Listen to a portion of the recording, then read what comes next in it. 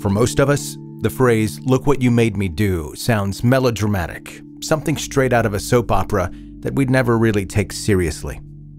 Unless it's a Taylor Swift lyric. But for others, it's a bone-chilling reminder that their fate lies completely in someone else's control. That helplessness is at the heart of today's case, featuring none other than Michelle Knotek. Born in Washington in 1964, Michelle, who went by the name Shelly, had a much rougher start in life than many others. Her parents had separated, leaving Shelly and her two younger brothers solely in the care of their mother, Sharon Watson. Sharon suffered from addictions and had several mental health issues, meaning that she was drunk more often than she was not, and she wasn't there to look after her children. It is suspected, but unconfirmed, that during this time of her life, Sharon was working as a sex worker and would often bring strange men to the home her children were living in. Just about the time Shelly had turned 6, Sharon disappeared, and it was only then that Les Watson scooped in to try to save the day. The father to 3 now homeless Watson children, Les was known to be charming and charismatic. He was a successful businessman, so he was able to financially provide for his 3 children, and he even had a new wife, Laura Stallings, who could fill in for Sharon as the mother figure. From the outside looking in, this could appear to be a fresh start that the Watson children so desperately needed. They would have a stable and safe home and 2 parents on hand to make up for the trauma they had experienced already together. But that was only on paper.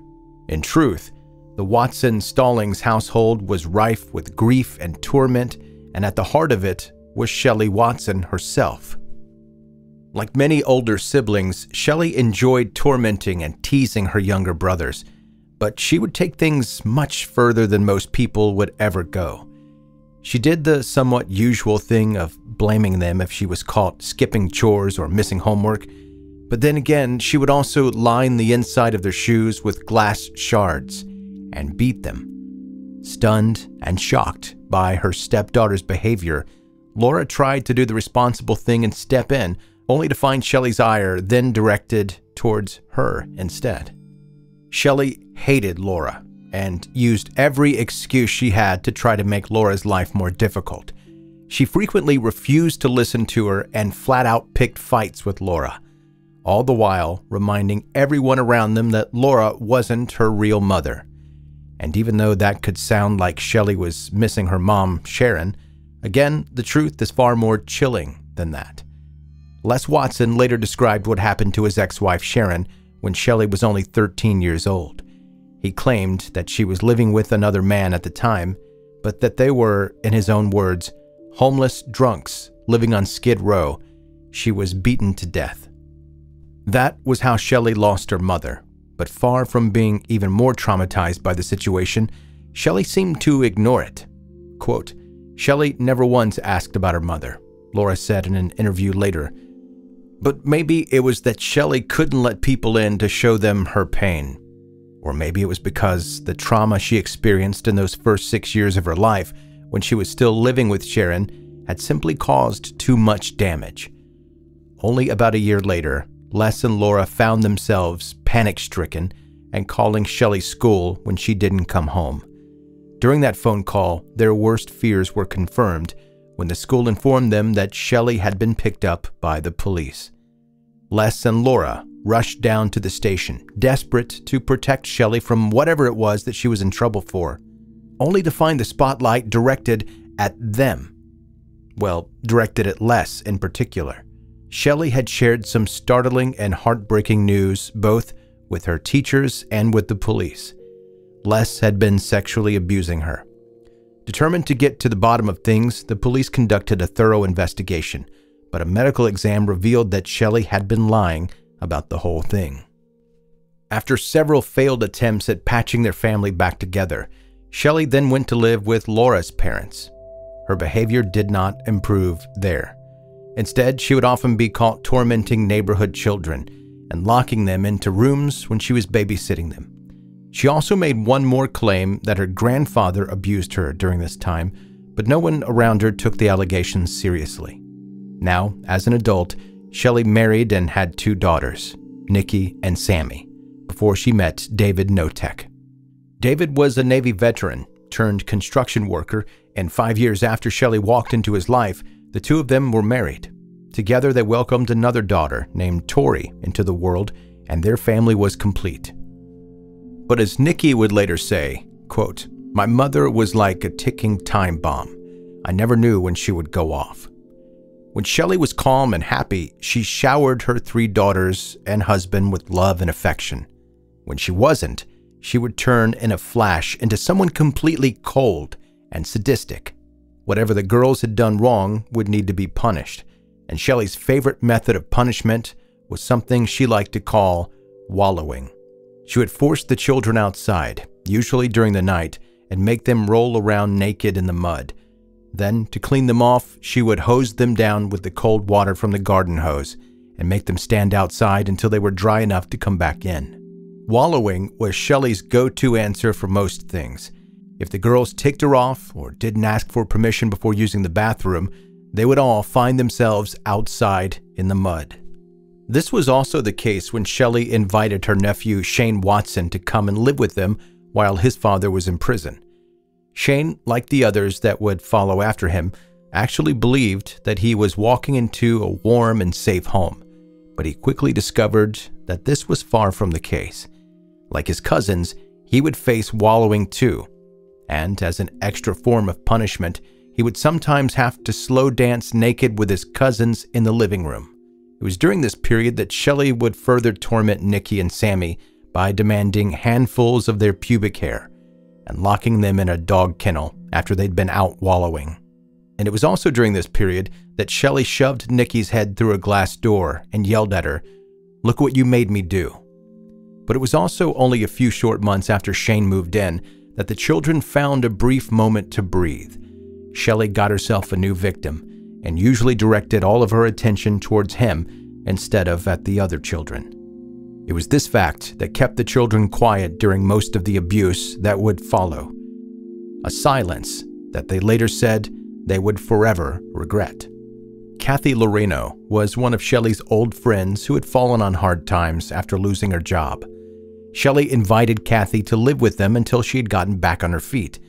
But soon after Kathy moved in, Shelly did everything she could to make sure that never happened again. Shelly would beat Kathy.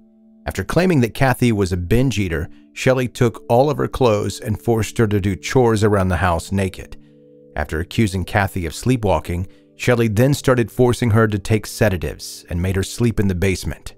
During the 5 years that Kathy endured this abuse, she lost 100 pounds and most of her teeth, and then one night, she suddenly disappeared.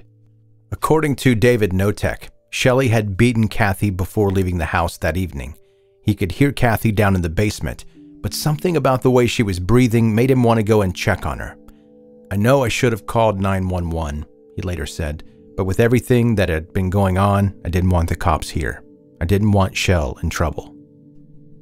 David found Kathy unconscious and choking on her own vomit.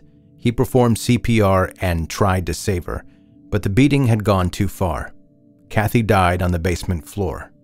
When David told Shelly what had happened, she flew off the handle and told everyone in the household that they would go to jail if anyone talked to the police. David and their daughters believed her.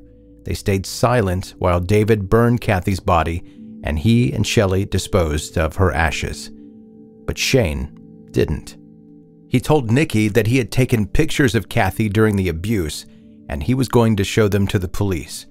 Terrified, and a victim herself, Nikki told Shelly about the pictures. Shelly then ordered David to handle the situation. David shot Shane in the head. He then burned Shane's body and scattered his ashes into the ocean. It was shortly after the murder of her own nephew that Shelly found yet another victim. He was another friend who had fallen on hard times, but in Shelly's opinion, Ron Woodworth was nothing but an ugly lowlife. Ron was a 57-year-old veteran who struggled with addiction, but Shelly believed she would be the one to convince him to get his life together. Ron wasn't allowed to use the bathroom in the house. Instead, he was forced to go outside, and was on at least one occasion forced to drink his own urine. Shelly made him cut all ties with his family, and with no one else to look out for him or ask questions, Shelly could do whatever she liked to Ron. She then made him jump barefoot off the roof of the house onto the gravel pathway. Ron was severely injured from the jump, and Shelly treated his wounds by pouring bleach onto them. Ron would not survive the abuse. After he died from his injuries, Shelly hid his body in the freezer and told David that he'd committed suicide. David then helped Shelly cover her tracks by burying Ron in the yard. By that point in time, only 14-year-old Tori was still living at home, and after witnessing her mother murdering Ron, she knew that enough was enough. She went to her sisters, and all of them agreed that they were finally going to talk to the police. The subsequent police investigation uncovered Ron's remains in the yard and confirmed the sisters' stories. David was sentenced to 13 years for second-degree murder for killing young Shane. Shelly was sentenced to 22 years for second-degree murder and manslaughter for killing Kathy and Ron. She was released in November 2022 at the age of 68.